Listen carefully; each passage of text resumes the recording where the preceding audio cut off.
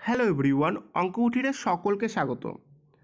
আজকে logical reasoning figure based যে সমস্ত প্রশ্নগুলো আসে সেই সমস্ত প্রশ্নগুলো আলোচনা করব। মানে কিছু র্যান্ডমলি প্রশ্ন সিলেক্ট করেছি এসএসসি জিডি 2024, যেটা কিছুদিন আগে হয়ে গেল। সেখান থেকে কিছু র্যান্ডমলি প্রশ্ন সিলেক্ট করে তোমাদের বোঝাবো, ঠিক আছে? এবং এই প্রশ্নগুলোর থেকেই তোমাদের মানে বেসিক কনসেপ্টটা ক্লিয়ার হয়ে যাবে।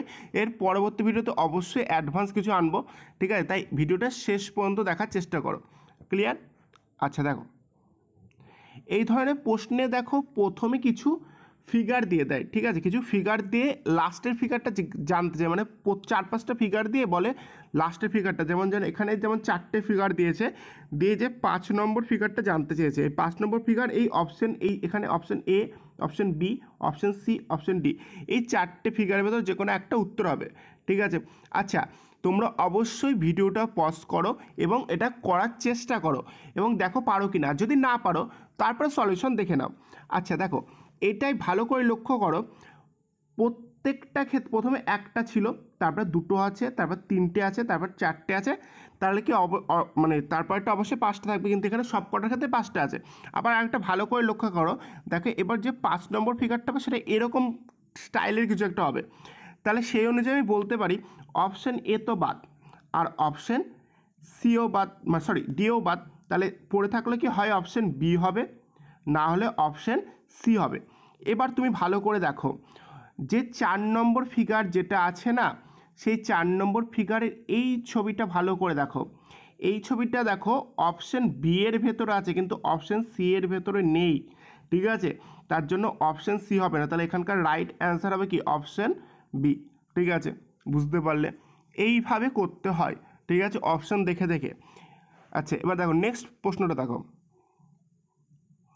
এই যে নেক্সট প্রশ্নটা দেখছো, এইটাও ভিডিওটা তুমি পজ করো এবং চেষ্টা করো, যদি না পারো তারপরে অবশ্যই সলিউশন দেখে নাও, ঠিক আছে? আচ্ছা দেখো এখানে কি বলছে, এখানে দেখো প্রথম ফিগারে দেখো একটা দাগ আছে বক্সের ভেতরে, দ্বিতীয়টা ফিগারে দেখো দুটো দাগ আছে, ঠিক আছে? তৃতীয় ফিগারে দেখো 3টে দাগ আছে বক্সের ভেতরে, ঠিক আছে? তারপর চতুর্থ ফিগারে 4টে দাগ আছে। তাহলে কি লাস্ট যে ফিগারটা আছে সেটা কি 5টা দাগ থাকার কথা।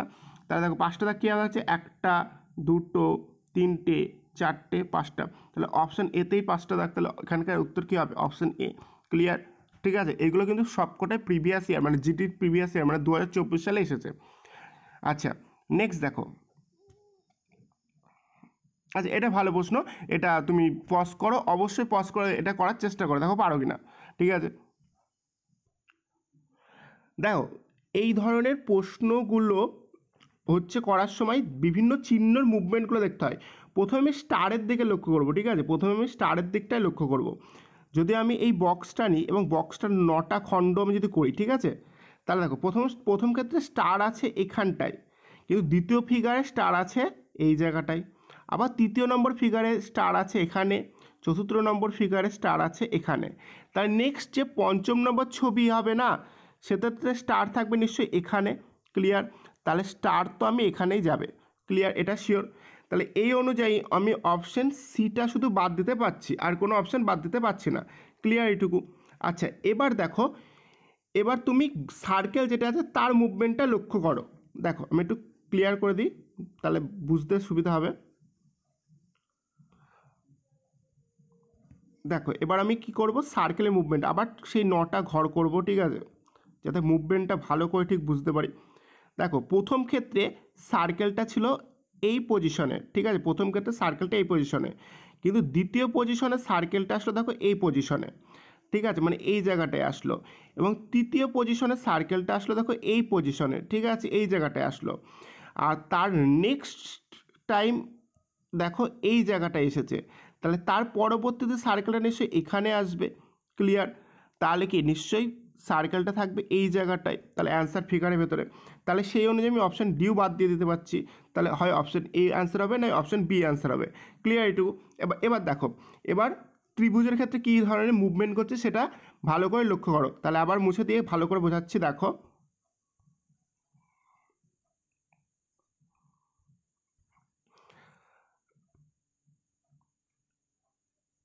আচ্ছা আবার সেই 9টা ঘর করব বোঝানোর জন্য, ঠিক আছে?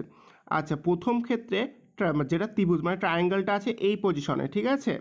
এবং দ্বিতীয় ক্ষেত্রে দেখো এক ঘর মুভমেন্ট করেছে ট্রায়াঙ্গেলটা, এই পজিশনে চলে এসেছে। এর পরবর্তী ফিগারে ট্রায়াঙ্গেলটা দেখো দু ঘর মুভমেন্ট করেছে, এক ঘর দু ঘর, ঠিক আছে। ট্রায়াঙ্গেলটা এসেছে এই ফিগারে।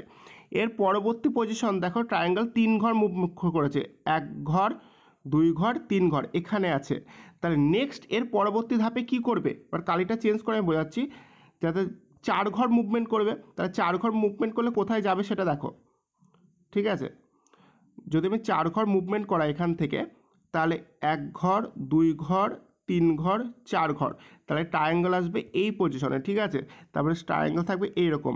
তাহলে এই ফিগারের সঠিক উত্তরটা কী হবে, অপশন এ, ঠিক আছে। ক্লিয়ার?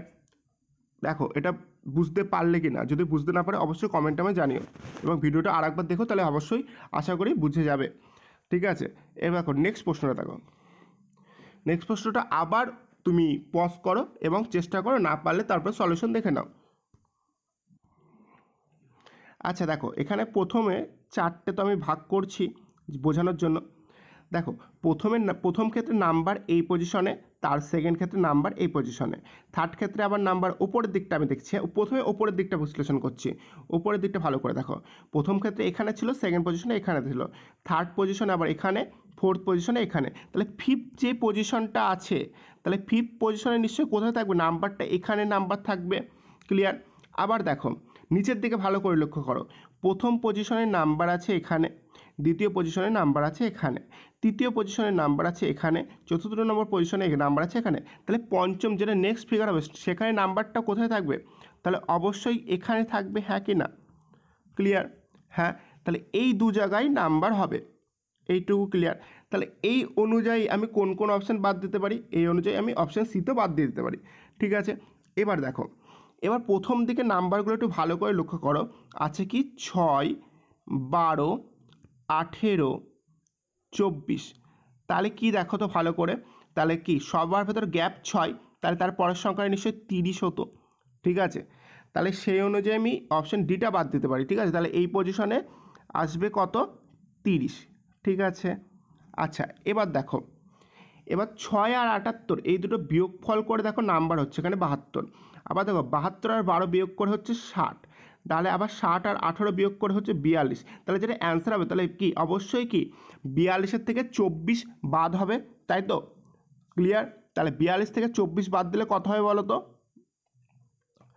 আচ্ছা তাহলে 42 থেকে যদি 24 তুমি বাদ দাও তাহলে হবে কি 18, তাহলে সেই অনুযায়ী অপশান উত্তর হবে কত, অপশান এ, ঠিক আছে। অপশান এ ছিল এটার রাইট অ্যান্সার। এর পরের ফিগারটা দেখো। আচ্ছা এই ফিগারটা ছিল, এই ফিগারটা সবচেয়ে সোজা ছিল, এবং আবার বলছি ভিডিওটা পজ করো এবং চেষ্টা করো যে পারো কি না, বা না পারলে অবশ্যই ভিডিও সলিউশনটা দেখে নাও।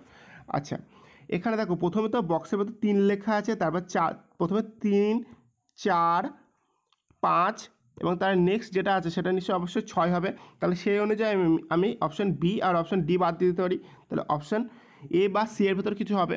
আচ্ছা যখন 3 লেখা ছিল দেখো 3টে দাগ আছে, যখন 4 লেখা ছিল দেখো 4টে দাগ আছে, ঠিক আছে, 1 2 3 4। তাহলে যখন 5 লেখা আছে তাহলে কি, যখন 5টা দাগ আছে দেখো 1 2 3 4 5। তাহলে যখন 6 লেখা থাকবে তাহলে দেখো 6টা দাগ থাকার কথা, তাহলে 6টা দাগ কোথায় আছে দেখো এইখানটা দেখো 1 2 3 4 5 6, তাহলে অপশান সি হবে রাইট অ্যান্সার, ঠিক আছে। নেক্সট দেখো,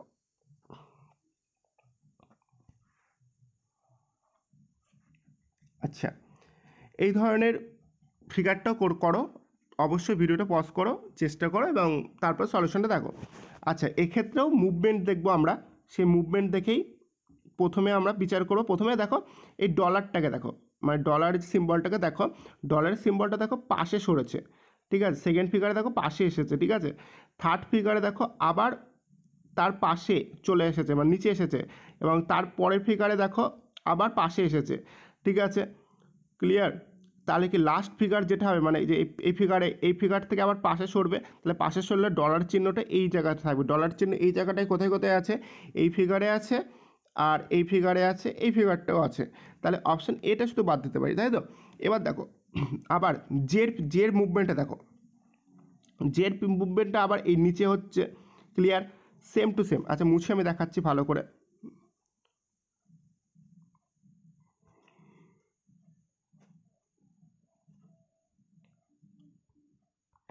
দেখো জের মুভমেন্টটা দেখো, প্রথম ছবি থেকে দ্বিতীয় ছবিতে যাওয়ার সময় দেখো মুভমেন্ট এই দিকে আসলো, আবার দেখো এই জেটা আবার এই দিকে মুভমেন্ট করলো, ঠিক আছে।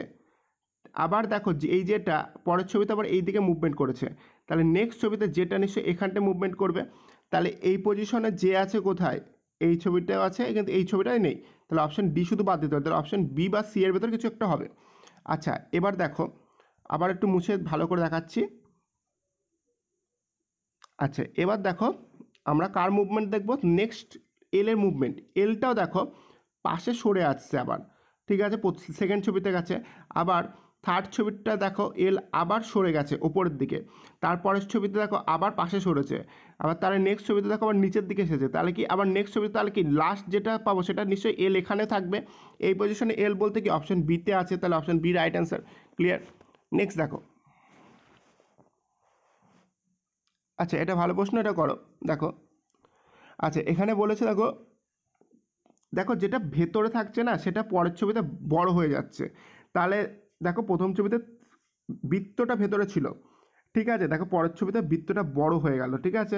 আবার দেখো তার পরের ছবিতে দেখো এই যে রম্বস, ঠিক আছে, রম্বসটা ভেতরে ছিল, দেখো পরের ছবিতে রম্বসটা বড় হয়ে গেছে।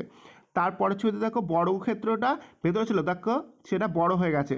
আর তাহলে এর পরবর্তী ছবিতে আয়তক্ষেত্র যেটা আছে না সেটা কি, সেটা ভেতরে আছে, তাহলে পরের ছবিতে আয়তক্ষেত্র বড় হয়ে যাবে। তাহলে এটা তো আয়তক্ষেত্র, এটা রম্বস, এটা বাদ, এটা বর্গক্ষেত্র, এটা হবে না।